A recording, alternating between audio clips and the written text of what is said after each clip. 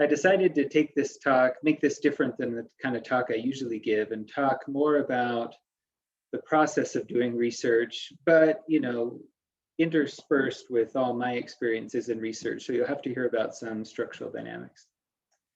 So you've already heard a lot of this. I've been doing research in structural dynamics for about 20 years, but I think I probably have liked dynamics since a young age.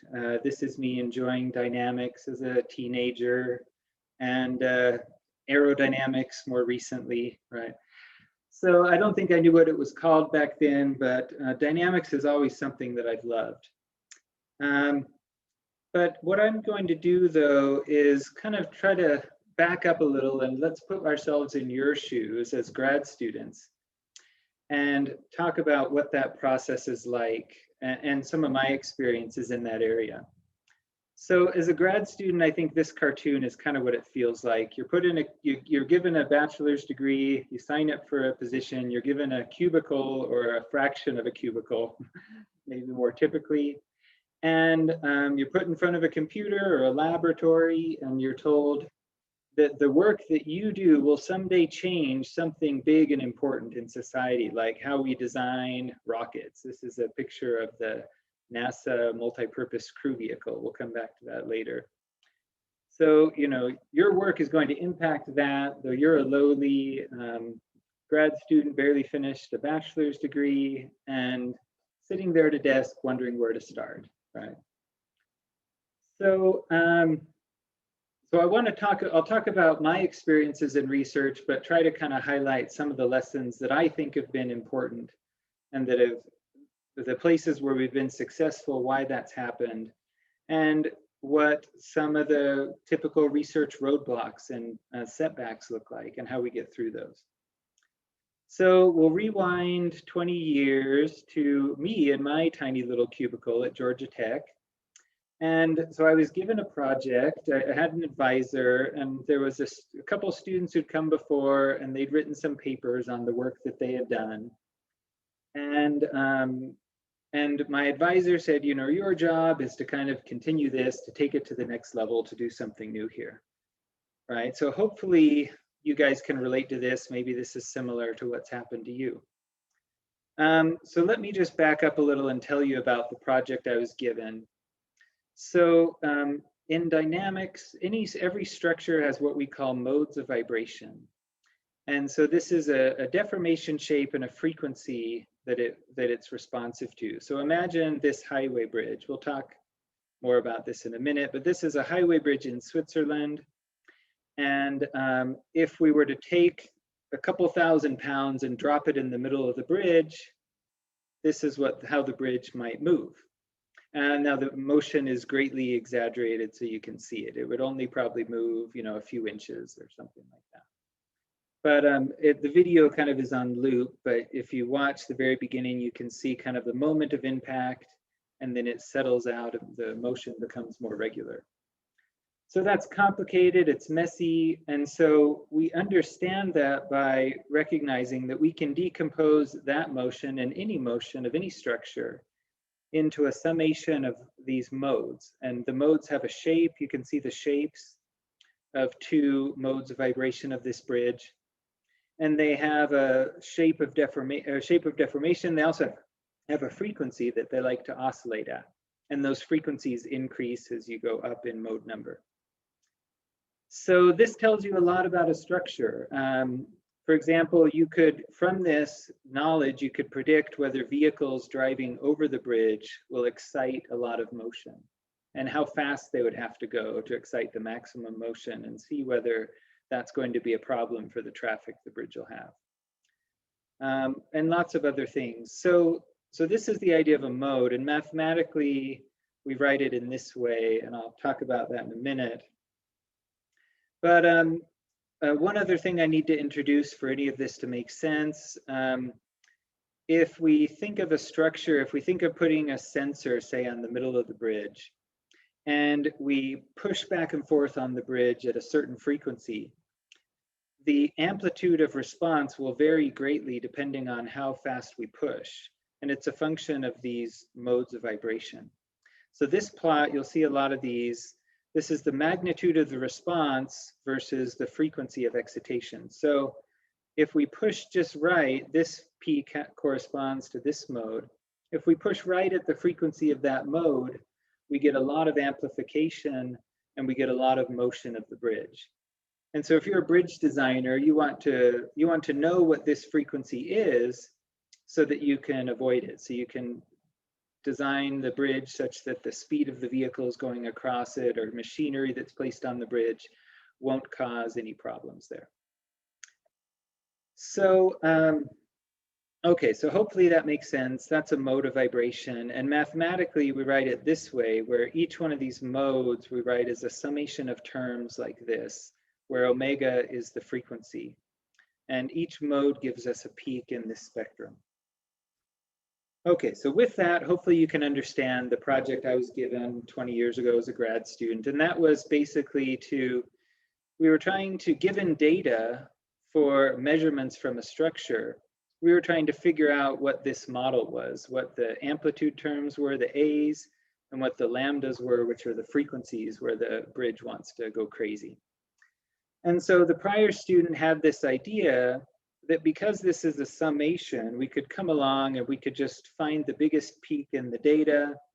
We could fit this function to it. So he could use a nonlinear optimization to figure out these parameters, fit that function.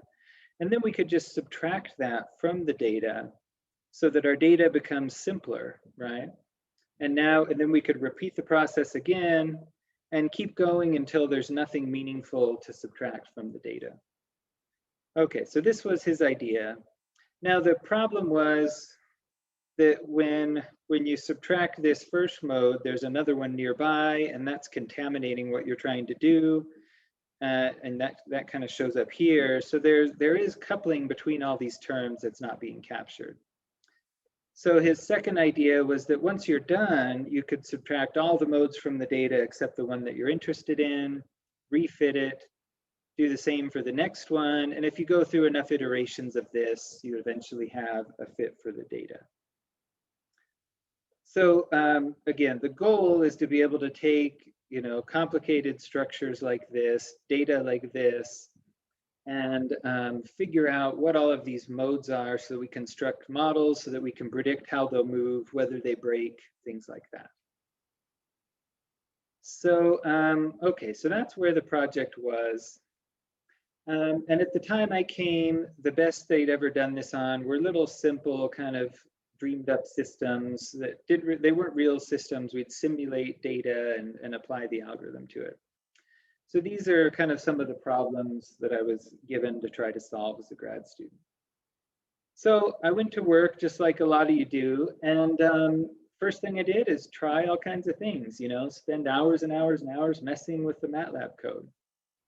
And I mention that because I think one of the takeaways I want you to get from this is that trying lots of things is really good. And it might vary depending on the kind of research that you do. But I think as engineers and as young researchers, we tend to spend a lot more time trying lots of things and a lot less time doing some of the other things I'm going to mention, like looking at the literature. But anyway, I did that, and eventually we came up with an idea, and my advisor said it was pretty good. So we wrote a paper, and I put a lot of work in, and I wrote a paper, and it came back to me from him looking something like this. I don't know, we don't have a way for you to raise hands. Probably all of you have experienced that before, right? Actually, this isn't the actual paper my advisor wrote. This is marked up. I don't know if I still have that one. I probably burned it to hide the evidence. But this is one that I've marked up for one of my students. But this is kind of a universal part of being a student, right? We became engineers because we hated writing, and we discover something and we have to write it up. And so now we have to learn how to write. So I was fortunate though that my advisor was very good at kind of giving feedback and pointing out all the things that were wrong with my paper, so that they didn't just get rejected, but we could write something that was good enough that could eventually be accepted. And also I was lucky that Georgia Tech had a little class they taught, especially for grad students, about how to write. And all the things that you probably slept through in undergrad about writing, now you can learn them in one semester, right? So eventually through this process, my eyes were opened and I was able to see what it was I was doing wrong, why the sentences didn't work the way I wanted to, and how to write a paper. And eventually we did finally manage to finish that paper. So if you struggle with writing, I hope you will know that you're not alone. That's kind of a universal part of the grad school experience.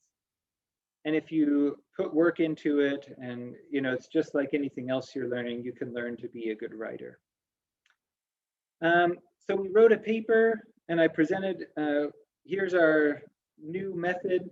And I won't go into all the details, but really quickly, what we learned is that we could solve this problem here. If we eliminate the summation, we could figure out A and lambda from a given set of data H using a linear least squares solution rather than nonlinear optimization, which is what we've been doing.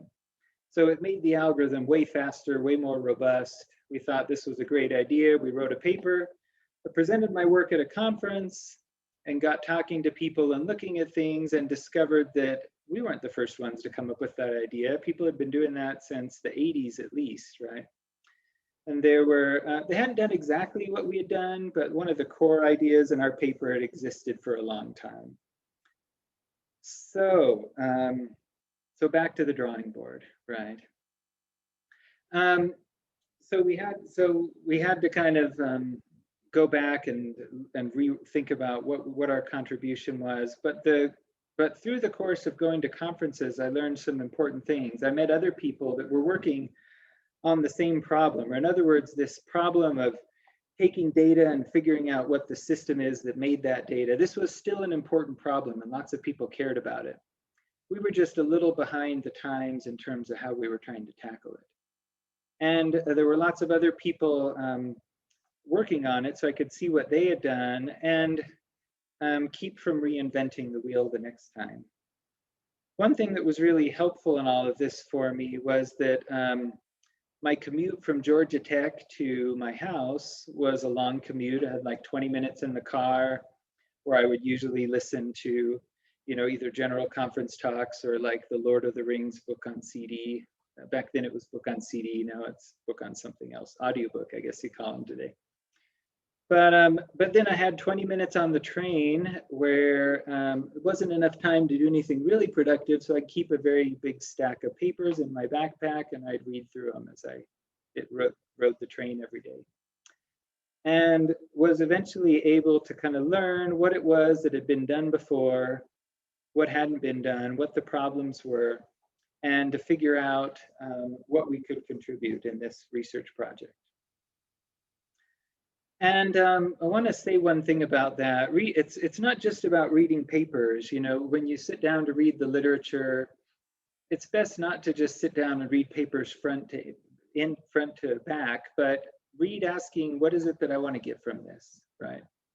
Look at the literature, and then give yourself homework, right? I mean, how much would you have learned in class if all you did was read the book the day before the final exam and then go show up and take the test, right? You would not learn very much. That would not turn out well. Just in case someone's thinking of trying that, don't do that. That's not going to turn out well. What you do is you get homework and you work homework problems, and you do that during the semester and then you learn. So do the same thing as you read the literature. If the paper is interesting enough to want to learn more about, give yourself assignments. So for example, here's a paper where they were talking about a new way to do the kinds of things that I wanted to do, right? So my homework was to write a code to replicate what they've done and see if I could get similar results. And so I tried their method on my data and, was able to get kind of results similar to what they had in the paper. And now I had other methods that I could compare what I was doing with, and I could figure out what are the advantages, what are the disadvantages of each of these. So after a long time, by stealing ideas, the good ideas that people had in the literature and coming up with new ones, we were able to achieve a lot of our goals. I I was actually the data from this highway bridge that I mentioned. I met someone at a conference who had measured the vibration of this bridge and was willing to share the data. And all of a sudden, my research project got way more exciting because rather than simulating simple systems, I was doing this on a real structure. But the problem was there were hundreds of measurements, hundreds of channels of many points on the bridge. They'd measured way more data than our algorithm could handle. So I had to steal ideas from different papers and find ways to speed up the algorithm and things. And at the end of the day, what I was able to do is show how our method compared with what other people had done, because other people had taken this data and tried it as well.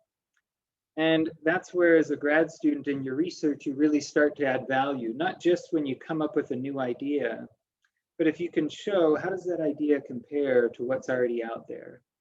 When you start writing papers where you do that, then people will see you as an expert and they will listen to what you have to say. And if you just throw ideas out there without comparing them to what's been done before, people are very unlikely to trust you and to really pay attention to what you're saying. Okay, so, oh, and one last really important thing, even if none of this had worked out, I learned a lot. And I was lucky in that my project taught me a lot of really interesting concepts. I learned about numerical methods, about dynamics of structures, test methods, lots of interesting things. And part of your goal as a grad student is to learn. And so it's okay if you spin your wheels and you spend time reinventing things, because reinventing something teaches you just as much as it taught the people who invented it, maybe more. And so that can be a valuable process. Anything good was probably reinvented many, many times.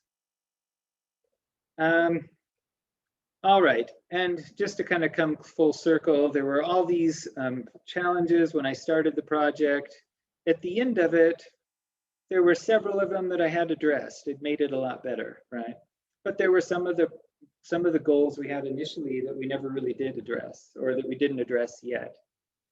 And typically that's how research goes, right? Some of what you'll accomplish, some of what you set out to, you'll change your goals as you go and as you see what the opportunities are, what the challenges are.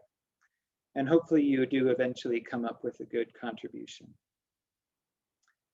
So I was about to graduate, had to figure out what I wanted to do with the rest of my life. And so as will happen to many of you soon, I spent some time thinking and decided that I wanted to be a faculty member. And this was a huge shock for me because, I'd always imagined going into industry, working for Boeing or Lockheed or some company like that. But, as I thought about it and looked at the opportunity, this really resonated with me, and I wanted to go continue to be a researcher and a teacher. So the first question they ask if you want to be a faculty member is, well, what are you going to do research on? Especially if you want to be at a research school, that's the most important question. What will you do as a researcher? So I started scratching my head and trying to think about, what I would do, what problems I'd seen along the way, what I might work on. And also I made it a matter of prayer. As many of you at BYU, my time at BYU, I was really impressed by the fact that God cares not just about our personal lives, but also about our professional lives, and He's there to help with that. And so I made it a matter of prayer, and on the airplane, on the way to a job interview, I was thinking about this problem of, this could be a wheel on a machine, like this could be the disc on a turbine engine. And in the research I'd done, I'd seen that people wanted to do the kinds of work that I'd done, basically taking data from a structure like this and backing out a model for it. People wanted to do that to turbine engine blades and things like that, but there was a problem that as the engine rotates, you can kind of imagine the shaft as being these two springs, and then the bearings as being these two strings, and the shaft as being this spring that rotates. So if that shaft developed a crack, one of these springs might be different than the other one. And the bearings will usually have different stiffnesses than the other one. But anyway, at the end of the day, you can't write this equation as a linear, the equation of motion for this system as a linear time invariant system. And so all the methods that I developed, you can't use them. But I had the thought that, well, even though it's not one linear time invariant system, if I consider 50 different snapshots in time when this rotor is at 50 different angles, each of those I could think of as a linear system. And I developed this algorithm that could handle a lot of measurements at once. So having replicating all of the states 50 times wasn't a big deal. So maybe we could solve that problem. So I thought, this is a great idea. I can go write a proposal for it. But I needed to spruce it up a little bit. The National Science Foundation, they do care about turbines and things like that, but to really get things funded, they want you to really stretch and kind of ask yourself, what could we do? What could we really do with this? How could we really change society? So I got talking to people and looked at things and found that there were, okay, well, first I proved the idea out and kind of the proof of concept worked. Oh, okay, sorry, I'm getting ahead of myself. So anyway, I kind of tried the method out, did some MATLAB work, and finally, when I knew the idea worked, I dug into the literature and found that I was just a little bit too late. Someone had already thought of it, right? So that's put a damper on my paper. It was going to be a little less exciting than I thought it was going to be. But it could have been worse because Mr. Werley came up with this idea in '91. I found a paper from 1999 where they actually looked at this problem and said, it's impossible to solve this problem using this type of approach. So 8 years after someone had actually solved it, they published that that was impossible because they didn't, see the tricks that we saw. So anyway, finally shaking that all around, I was able to figure out what it was that I had come up with and what was new and what I could borrow from the pre-existing literature. And now I was ready to write a proposal. So now it was time to spruce the idea up a little. So one thing I did talking to people is found that understanding how people walk and the dynamics of the human body was a really important open problem. And the human body is highly nonlinear, but it's also periodic, like this rotor. When you walk roughly at, at the same rate. Your steps all hit about the same time. So was able to eventually package all this into a proposal and was miraculously lucky and it got funded. So we took the family out to a nice dinner to celebrate, right? And then we started working and we spent a long time studying data from people walking. We also looked at these very simple systems. The simplest walking machine that you can come up with, this is a passive system, 2 pendula. You can actually build these and you can put them on an incline and they will walk down the incline. So, so we studied those. We spent a long time trying to solve that problem. It turned out we never got really results we were really happy with on that problem. But as we were working, we discovered other problems that people wanted to solve that were related that we could use our method with. One of them was dynamics of rotating wind turbines. So we did some work with that. We also did some work on a special way of measuring vibration with lasers that used the same mathematics that we developed, the same methods. And eventually we did solve this problem of a nonlinear system about a periodic orbit, but we weren't quite able to do it on walking data. We did it for other types of nonlinear systems. So, so I share all that with you to try to kind of give you an idea of how projects develop, right? And the problem you set out to solve isn't always the one that you can solve, right? But if you keep your eyes open, look at what other people are doing, kind of take the best ideas that you find, mix things together, you can come up with advances and you can find ways to advance technology. Another thing I wanted to mention that was an important part of my journey was the time I spent as a postdoc at Sandia Laboratories in New Mexico. By the way, fun fact, they call it Sandia because in the evening, the sun sets and puts a red glow on the mountains and it looks kind of like half of a watermelon. and sandia is the Spanish word for watermelon. So, so anyway, the lab is kind of tucked up against the mountains, kind of over here. Anyway, one of the best things I ever did on my path towards being a faculty member was a postdoc at Sandia, and that's because I went from knowing how to do one thing, which I've kind of told you about here. I mean, I did one thing for my PhD, and this was kind of a natural extension of that one thing. But at Sandia, I was able to do like 5 other things. And I'll just tell you about one of those, but each of those eventually, led me to new research projects and really broadened the horizons of the types of problems that I could tackle. So if you're thinking of going into be a faculty member, I think it's a great idea to get a postdoc, and especially if you can get it. I think the national laboratories can be great if you can get involved on enough interesting projects at one, or in a research group that does something very different from what you're doing now, so you get new skills. So one of the problems that I learned about at Sandia Labs was something called substructuring. And it's the idea that if I have a rocket and I want to know how this rocket is going to move when it flies, it's a pretty complicated prospect. But if I break the rocket up into little pieces, I could figure out what the modes of vibration of each of those pieces are. And then substructuring is basically the mathematics that says how you can assemble all of that to predict the way the actual rocket will move when it flies.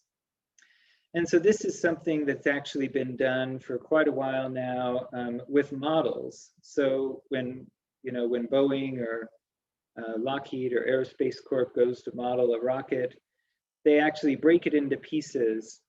And one company might make this piece, one might make this piece, and they look at the modes of the individual pieces, and then they know how to assemble those together to predict what happens for the structure. They also know how to, when they do a test on only one piece, how to kind of relate that one piece to the whole assembly. So this is something I was exposed to at Sandia.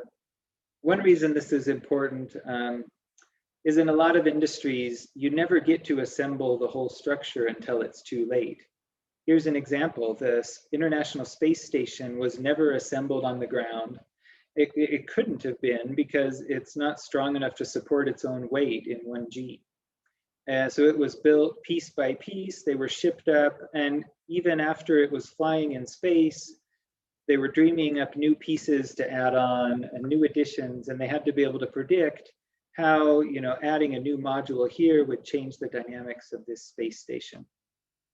By the way, some fun YouTube videos to see. When they want to measure the vibration of the space station, they have the astronauts jump around and kind of bounce off the walls and get it shaking.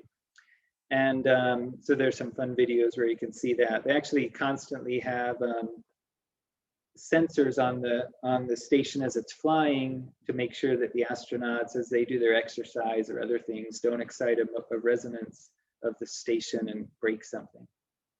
Or when vehicles come to dock, that they don't break anything. So anyway, substructuring is an interesting field where we learn about how to build up a complicated system from simpler pieces. The problem that I was tasked with at Sandia was one where we say we have a computer model for one part of a structure, and the other part we don't have a model for. We want to replace the model with the test. So this is a company in Wisconsin that makes generators. Here's an example. They build the generator, the alternator part. The engine they just buy from someone else. So they don't know a lot about how that's built or what the materials are, what the geometry is. And then they so they don't want to invest tons and tons of time in creating CAD models and meshing this really complicated structure when they don't have access to all the information they might need, and they aren't able to change anything in that anyway. So the question was, can we replace that part with a test? And Sandia was interested in this project as well, not for generators, for different reasons, right?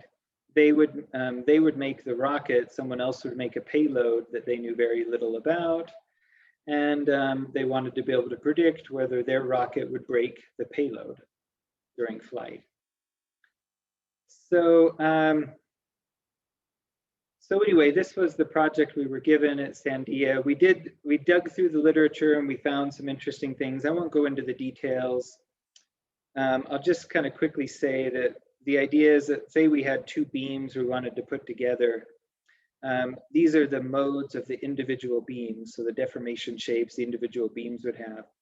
If you just took those and you put them together, you don't get very good accuracy. That's what the table and the picture is about.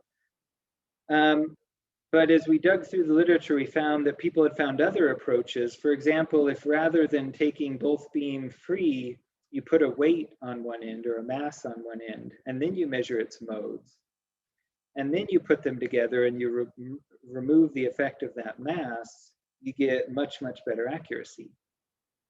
And so when I got on the scene, they had kind of come up with this simple test case where we put a mass on the end of a beam, we instrument it to figure out what's happening. All of these sensors are kind of geared towards figuring out what happens right at this point, because this is the point where the two beams are going to join together. And so I was given this project, and they had the idea that we'll treat this as a rigid mass, we'll subtract off its effect, and we'll predict what happens with the larger beam. And so when we did that, though, we found there was quite a bit of error. The red is the answer we think we should have got, and we were getting the green and the blue answers. So not so good accuracy. So we looked at this problem, and I looked at this problem and said, well, why are we so hung up on this connection point? Well, for one, can we think about all of those points as separate and just kind of loosely couple them together? And we also had the idea that even if this mass is flexible, we could still remove its effect using that same kind of idea. Anyway, sorry if I'm not going into detail. We could talk about this offline, but kind of focusing on the big picture. But anyway, using some of those ideas, this was accounting for the flexibility in that part. And then if we also change the way that we tied the two together, rather than tying them only at the connection point, we thought of that tie as kind of happening in a looser sense, but across all of the points. Anyway, we came up with this idea and were able to solve the problem and get an answer that was finally acceptably accurate. So doing that, we realized that we could now tackle much more complicated systems. See if you see a rocket and a payload in here. This is just a simple mock-up model, but you can kind of imagine which part's the rocket, which part's the payload. But one problem we realized we could now solve is the problem where we have pieces that come together at many points. In the past, people had always thought that you had to treat each point separately. Each point might have 6 degrees of freedom. So here, there's 48 different degrees of freedom you might have to account for. And anyway, this new approach allowed us to tackle this problem in a very different way and finally get reasonable predictions on much more complicated systems than people had done before.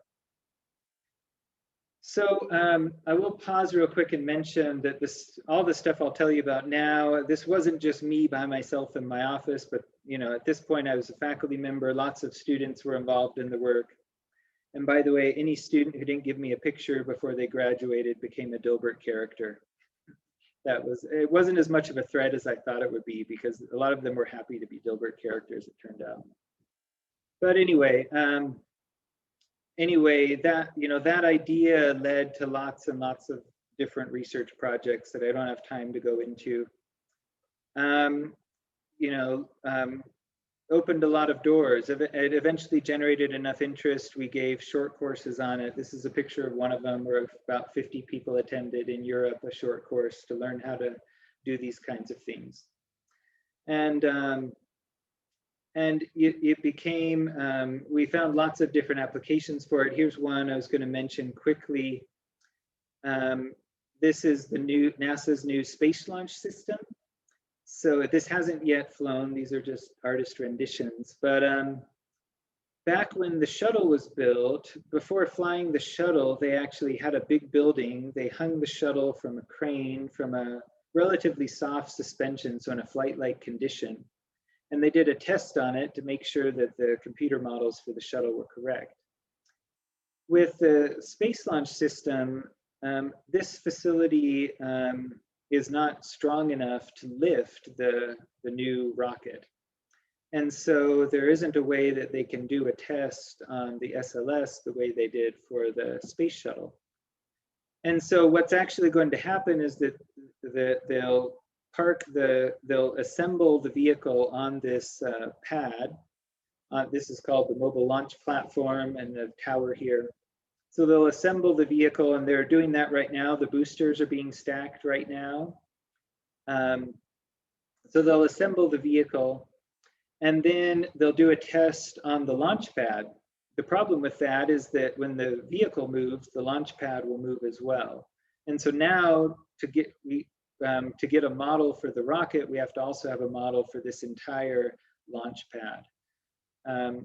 And a rocket is a very carefully controlled thing. Every fastener has a serial number probably and is traceable, and a lot of care goes into the CAD and everything.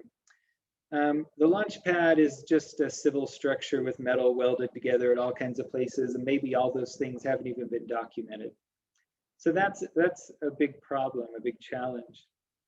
And so we realized that using our method, we could take test data from this whole structure, and we could basically apply boundary conditions to the data itself, to the data-derived model, I guess, and estimate what would happen if the test had been done on a fixed boundary condition, and use that as a comparison to the finite element models without having to actually model the entire launch pad.